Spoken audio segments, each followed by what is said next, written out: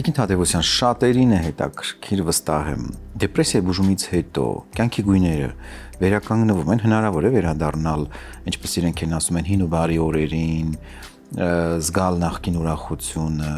թե դա խաբուսիկ է կամ ժամանակավոր է։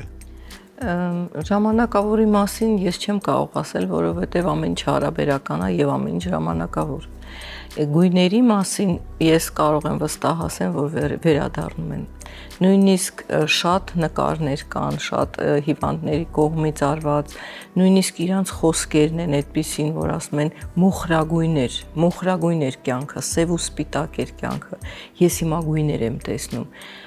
Կարող են նույնիսկ ասել, որ գիտեք, ամեն ինչը նենց անբնական էր, նենց արհեստական էր, բայց հիմա ես տեսնում եմ շունչը, տեսնում եմ ծառերի գույնը, զգում եմ ծաղիկների հոտը, դա վերականգնվում է իհարկե։